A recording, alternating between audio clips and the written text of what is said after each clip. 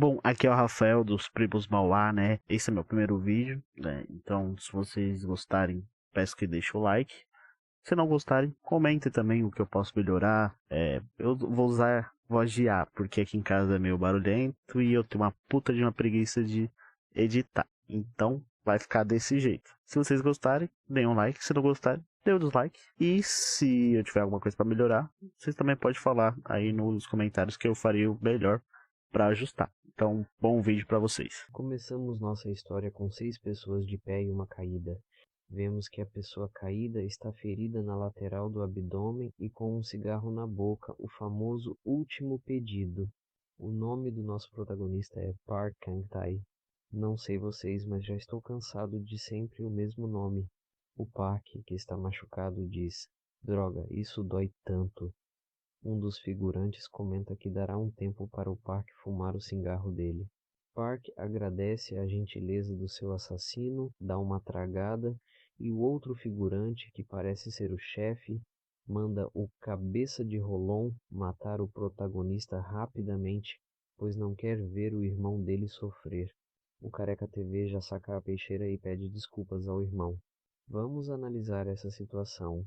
Os caras vão matar o protagonista e ainda o chamam de irmão. Isso é de fila da putagem sem tamanho. Por sua vez, o protagonista responde imediatamente: "Já sei, seu desgraçado, você está apenas fazendo o seu trabalho." O Parque pensa: "Minha vida foi cheia de raiva e desespero, e claro, ainda estou preso a isso. Foi tudo para mim. Eu tinha tudo: altura, potência nos socos e carisma. No ensino médio falavam que eu era promissor no mundo do boxe, mas não pude ignorar as provocações e acabei me machucando. Disseram que eu não poderia mais lutar profissionalmente. Deveria ter encontrado outras maneiras de voltar ao boxe, mas é inútil se arrepender agora. Se eu tivesse mais uma chance, poderia fazer tudo certo.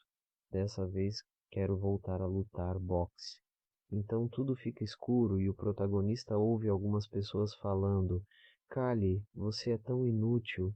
Estou envergonhado de ser aprendiz de boxe com você."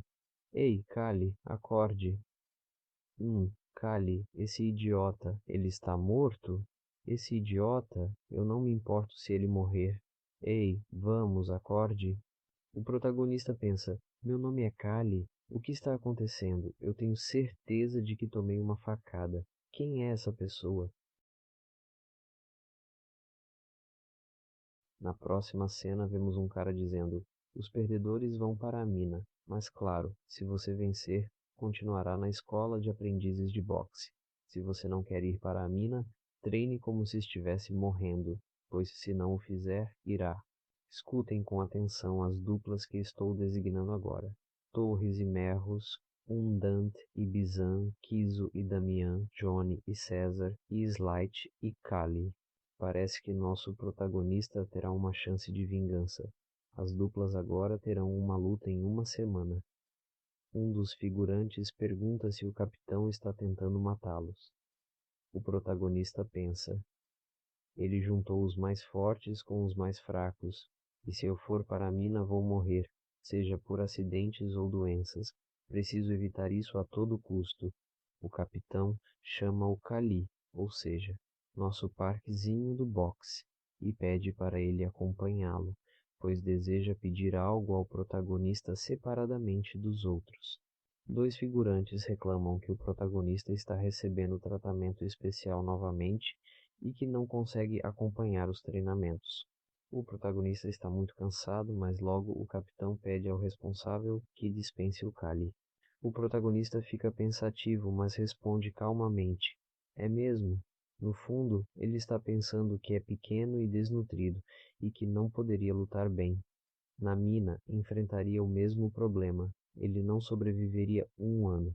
O instrutor Nick fala para Kali que vai recomendar que ele seja vendido, porém, antes de terminar, o protagonista o interrompe e informa que tem interesse em lutar na partida que acontecerá daqui uma semana. O instrutor fica chocado e questiona se ele realmente quer lutar, notando uma mudança no comportamento do protagonista. Se fosse como de costume, Ele teria chorado e lamentado, mas Kali chama o instrutor com firmeza e diz que definitivamente se tornará um boxeador. Com um olhar feroz, encara o instrutor, que surpreso responde que, se for o caso, não dirá mais nada, e se mudar de ideia, pode chamá-lo a qualquer momento. Na volta, Kali reflete sobre as palavras do instrutor e se pergunta se realmente tem certeza. Ele admite para si mesmo que não tem. Até recentemente, ele era um bandido que vivia na terra chamado Park Kang, mas agora teve uma nova chance, sendo Kali sua oportunidade de boxear novamente. Ele reflete que este corpo é fraco, tem pouca resistência, seu crescimento está atrasado e seus socos são fracos. Além disso, Kali sofreu muito bullying por conta de sua fragilidade. Ele se pergunta por que recebeu uma segunda chance com um corpo tão frágil, mas seus pensamentos são interrompidos quando alguém o chama. Ao olhar, ele vê os valentões que mataram o verdadeiro Kali. Sem tempo para reagir, já toma um soco na cara. O gordão que o agrediu diz que nunca gostou do protagonista, ainda mais por ter sido aceito pelo instrutor como uma exceção. Ele afirma que Kali é um problema e o chuta, dizendo que o garoto estava se gabando de que seu pai já foi campeão.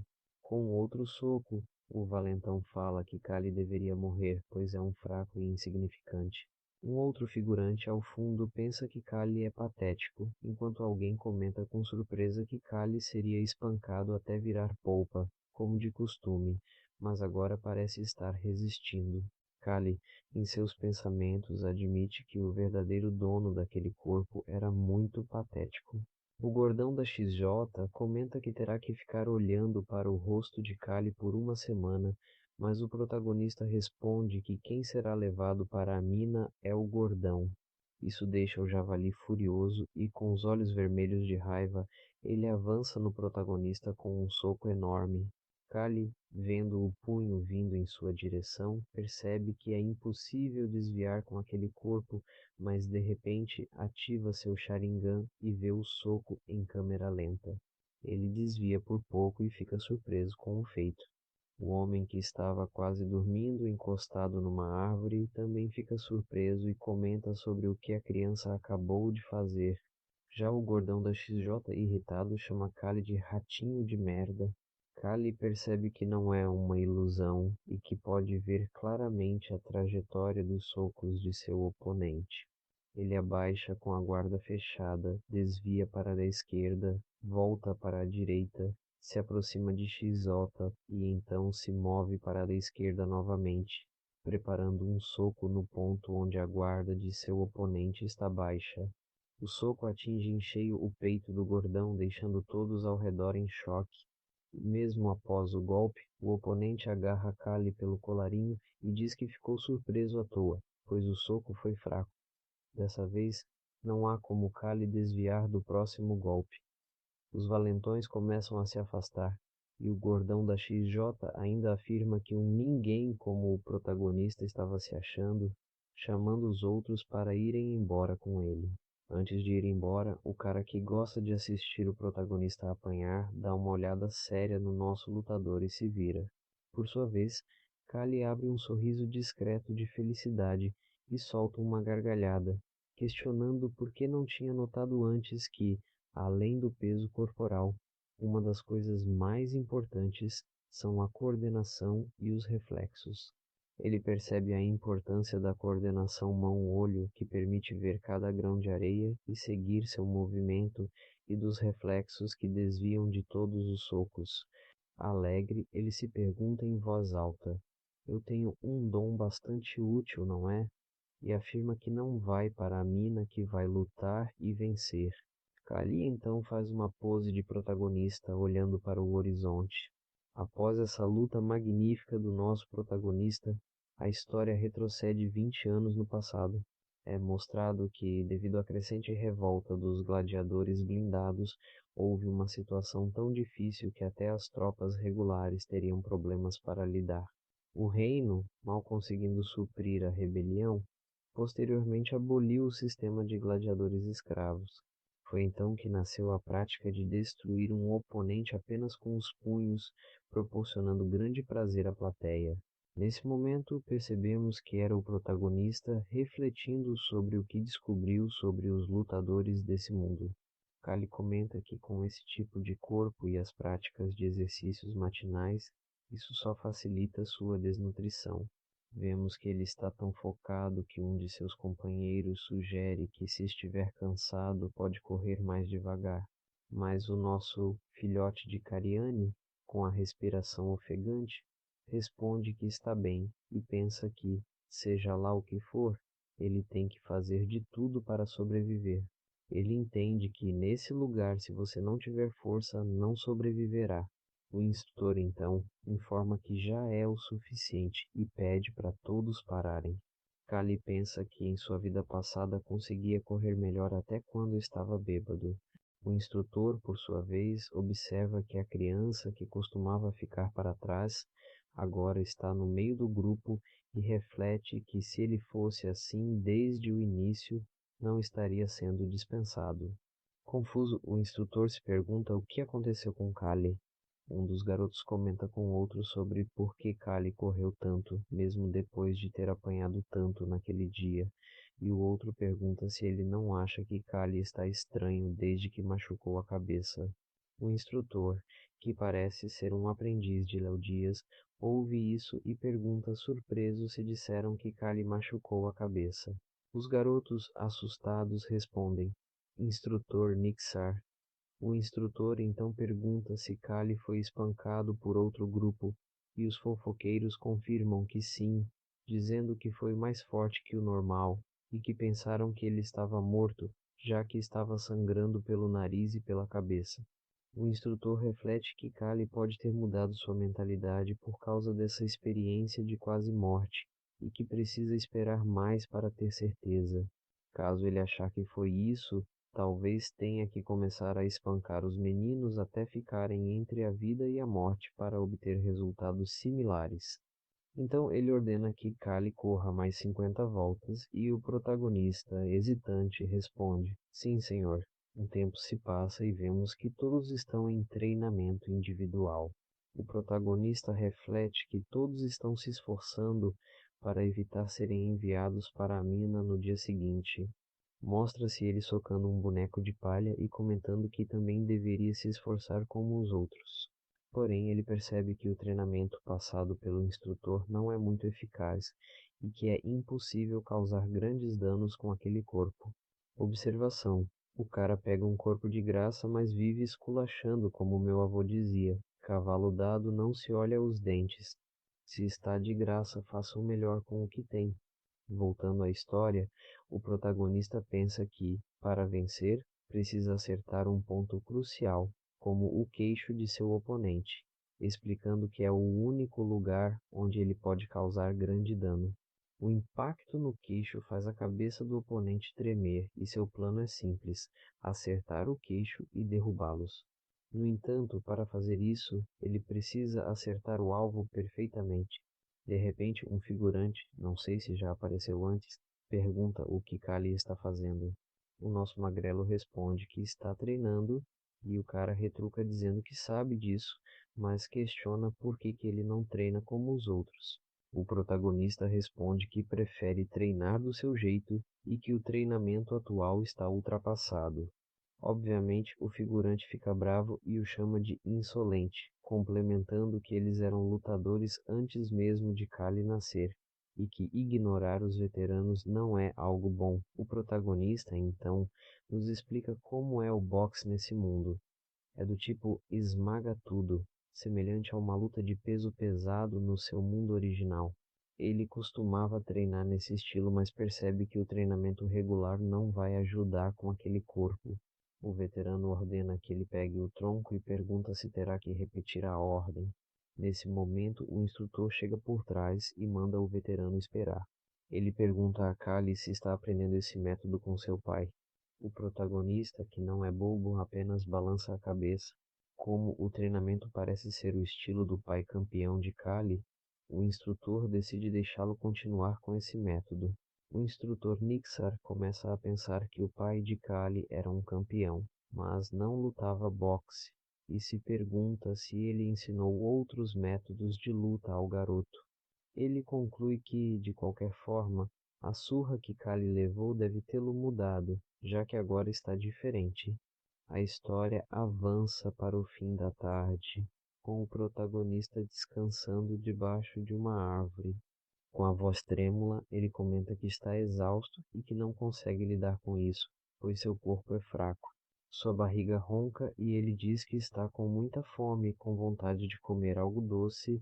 Ao reparar que está debaixo de uma macieira, ele pega uma maçã, percebendo que se sente um pouco melhor, mas logo se engasga quando alguém diz: "Ei, o que você está fazendo?" O protagonista olha para baixo e vê uma linda garota de cabelos vermelhos que ele supõe ser uma nobre. Desesperado, Kali ouve a garota perguntar se ele não tem uma explicação e pede que ele pegue uma maçã para ela descer da árvore, pois também quer comer. Ele prontamente obedece, entregando a maçã para ela. A garota dá uma mordida e elogia o trabalho de Kali, mas questiona se ele não é um escravo do acampamento de treinamento, e se ele sabe que aquele é o jardim de uma família nobre, avisando que, se for pego, será punido. Com a voz trêmula, Kali responde que realmente não sabia, enquanto pensa que, se machucar, não poderá lutar no dia seguinte. A garota ri discretamente e comenta que ele também não parece saber quem ela é. Ela se apresenta como Azalea Guest, filha do barão Gadolf Guest, o mestre de Kali. Ela então o chama de escravo, ordenando que diga seu nome. Gaguejando, Kali responde que seu nome é Kali. Azalea afirma que fingirá não ter visto o que ele fez, já que ele lhe deu uma maçã, mas o avisa que, se for pego novamente, ela mesma usará o chicote. Ela manda Kali sair do jardim antes que alguém o veja. O protagonista agradece e sai correndo, aliviado, pensando que escapou por pouco. Já Azalea, observando-o, comenta consigo mesma que ele é pequeno e parece fraco demais para ser um escravo de boxe, sem nenhum respeito, enquanto dá outra mordida na maçã. No dia seguinte, vemos Kali treinando seus socos. O gordão da XJ observa que Kali mudou e que está chamando a atenção de todos com seus novos métodos de treino. Irritado, ele se lembra de como Kali chegou a acertá-lo no outro dia e, se continuar assim, as coisas vão ficar complicadas. Ele joga o tronco no chão e pergunta a outro figurante onde estão os instrutores. O outro responde que o mestre os chamou. O gordão, malicioso, decide que não há problema em testar os oponentes antecipadamente e que precisa mostrar quem manda. A cena corta para ele indo em direção ao protagonista, com a mão quase na cabeça de Kali, dizendo que vai esmagá-lo no chão. No entanto, Kali se abaixa e já se vira preparando um soco. Ele para antes de acertar o queixo do gordão e, com a cara assustada, pede desculpas, explicando que estava tão concentrado que nem percebeu a presença dele. Pergunta ainda se chegou a acertar o rosto do gordão. O javali, agora menos irritado, responde que está bem e que Kali não o acertou.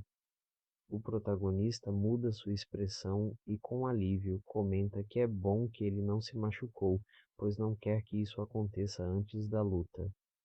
Nosso protagonista está afiado e ele questiona se o gordão não concorda com ele.